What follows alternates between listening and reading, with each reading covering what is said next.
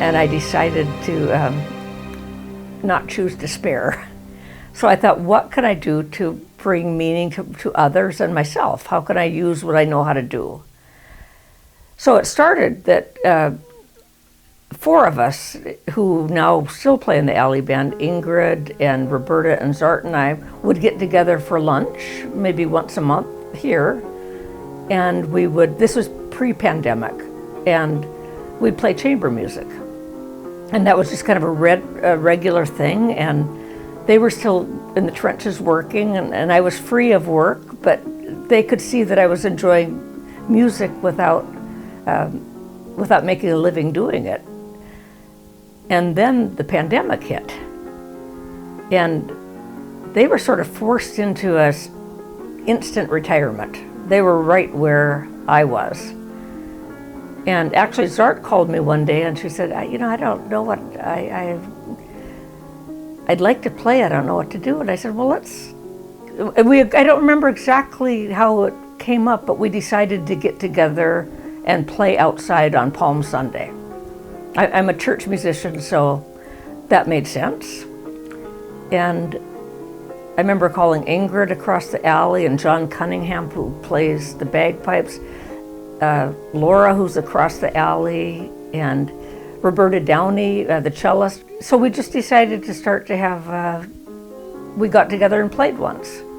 And I played my accordion because I didn't have my keyboard outside and I didn't have a piano, and I even played my violin, which I hadn't played for years. And we were a little hesitant because we knew we had to stay far apart. We wanted to follow all the rules. This was, I think it was April 8th, 2020.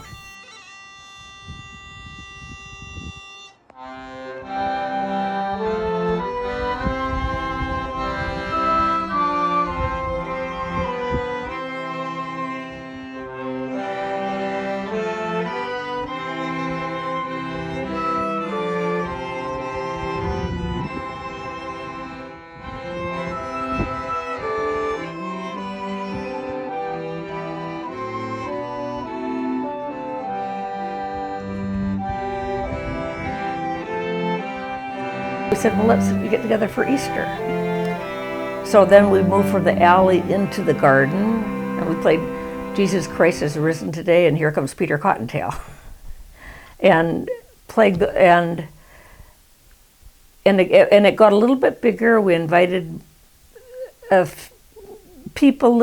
It stayed small because we couldn't have too many people. But the level of the music got a little more sophisticated as I moved my keyboard out, and we could play. We'd maybe play Somewhere Over the Rainbow, but then we'd play a Mendelssohn trio.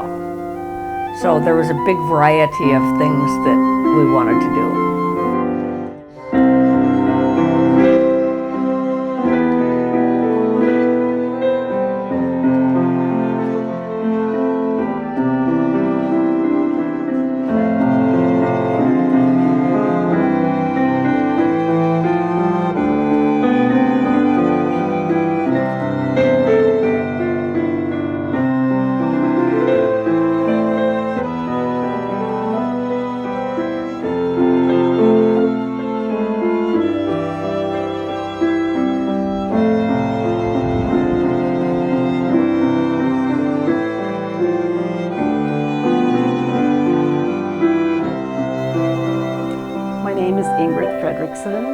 And I am a violinist with the Pacific Northwest Ballet Orchestra.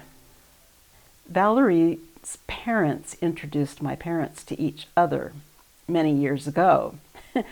And of course, when she started the Alley Band, I was probably the first person she asked to be in it. We're also neighbors. I live across the alley from her. They've had, the Alley Band performances have had quite a big impact on the neighborhood. For example, I've met some neighbors that I never knew before that live quite close to me. And it's brought the neighborhood together in a big way, I think. I see many of the same people at each concert. During COVID, it was just a godsend, really. We were all so isolated from each other, and it was something that we could do together. We did it almost every Sunday last year, and people just loved it. And it seemed to attract more people the more we did performances.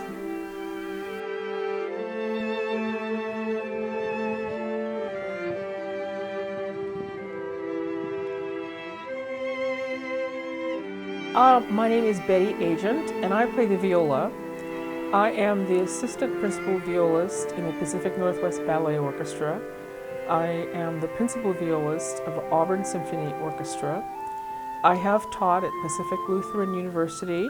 Well, judging from the attendance today, it's had a huge impact. There were more people there today than I've seen in the times that I've played before. And everyone, the audience was very enthusiastic. They clapped, they stood up, they danced. They were totally involved. And I thought, wow, this is just like a block party. It's like this big gathering of a big party, and they've come here just to hear some music and just to share something with everybody else that they haven't been able to do for 15 months, and who's counting? My name is Stacy Mastrian. I'm a soprano. I've sung at Teatro La Fenice in Venice, and the Kennedy Center in Washington, D.C., Carnegie Hall in New York, and all over Canada, Mexico, Berlin, and Italy. And I got involved with this group. This year has been incredibly difficult and isolating as a musician who's used to collaborating all of the time with other people, breathing with them and shaping phrases together, and it's been really difficult not to have that. So the fact that there was this chance was really fabulous.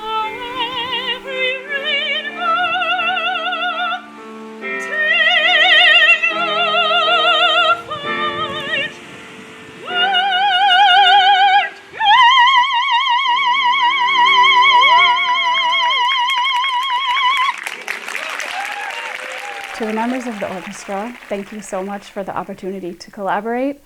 Hearing the beautiful melodies soaring was just, it reminded me why my soul is alive, honestly. So thank you. My name is Bernice Morwise, and I have lived in this house since 1957, which is 64 years. The Alley Band means a lot to me. Ingrid came, I listened to the Alley Band in my backyard, and one day Ingrid called me and said that they would like to serenade me. I have never been serenaded in my life, and I love music. Oh, music is the most wonderful thing there is. And so I said, be my guest. And so they came here, and there were Val and Ingrid and two other people, and Val played the accordion. And so they liked it and thought it was fun to be out here more where other people could hear them and see them. So then they ended up, the sun started to come out of Seattle, so they ended up going by the Round. Well, before we know it, as I'm sitting out here working in my yard, they're all asking me, when is the Alley Cats on? When are the Alley Cats on? And so when it was just a few people, it ended up with so many people listening to this beautiful music that Val has put together. What an angel she has been to this neighborhood. And it's brought the families together. And it's brought people together, and it's been wonderful for our neighborhood. I have seen this neighborhood in different changes, but this is the best that's ever happened. My name is Roberta Downey. I play the cello in the Seattle Symphony and the Seattle Opera, and also in Valerie's wonderful alley band. I was in a rehearsal when the governor shut down performances way a year ago last March. And it was heartbreaking. It was heartbreaking for us as performers, and I'm sure for the audience members who love to come to hear live music. And so when we started up with Alley Band, to be able to play for people in person and get feedback and all that goes in with playing as a performing artist was very rewarding to see that and have it be appreciated and know that it was appreciated.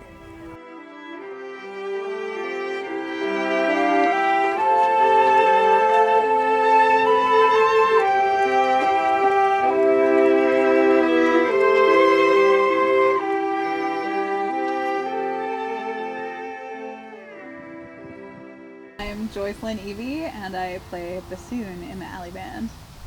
And this is my mother, who can introduce herself. I'm Zart Dumborian Eby, and I play flute and piccolo in the Seattle Symphony and also in the Alley Band. We all kind of got started with this was early in the pandemic. I was walking and I called Val just to chat and see how she was doing, and we were both kind of and we said we missed playing music together. We had just recently started doing some trio sonatas just for fun in Val's house, and Val was like, well, we could play, why don't we play, we have Easter coming up, let's do something for Easter. It was just really fun to watch. From week to week, our audience would grow and they would become more involved. The few weeks that we had to shut down because of restrictions, I think people were really disappointed and were really happy to see us come back.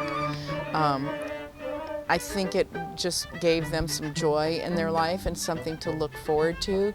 And speaking as a musician, and for I think a lot of the musicians, the opportunity to actually play music with someone else, with colleagues and friends, in a time when we couldn't be doing that was incredibly meaningful to me, and I think to all of the people out there. That's why we get people coming back again and again and asking to be a part of Alley Band. What is most special about Alley Band, when we started in March, it was a time of so much uncertainty and fear, and I think doing this every Sunday was really a touchstone for lots of people and a sense of consistency and connection that everyone was really looking for. I know there were many times, even when we couldn't see the audience or couldn't see other musicians, that I would cry while playing because it was just such a beautiful experience and so much, I think, what I needed and I think what a lot of us needed.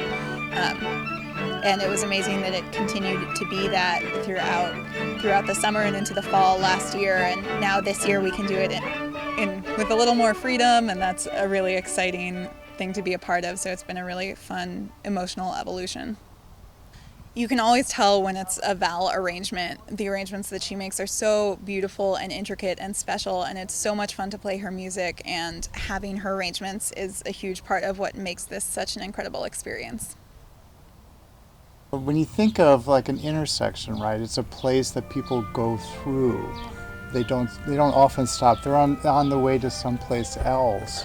And that intersection became a gathering place, and people loved coming together. They looked forward to it. I think there was a longing for that type of connection and just the spirit of helping, right? I mean, that's what I think got elicited in us as Val realized that, she needed help carrying the keyboard and setting up electricity, which, takes all of 5 minutes. But the joy of just being able to even participate at that level was just wonderful. So I think there's a sense of hope with music, right? Mm-hmm. It's a sense of community. There's pride in it. There's so many psychological factors that I think people experience with a shared musical experience like that. Healing, right? That would be the other factor. I mean, we all were struggling. We were lonely. We were separated from people that we love, and to to be able to really have that healing experience together. And in some ways to build lasting friendships with people that we only knew casually. I can't imagine that the neighborhood will ever be quite the same again.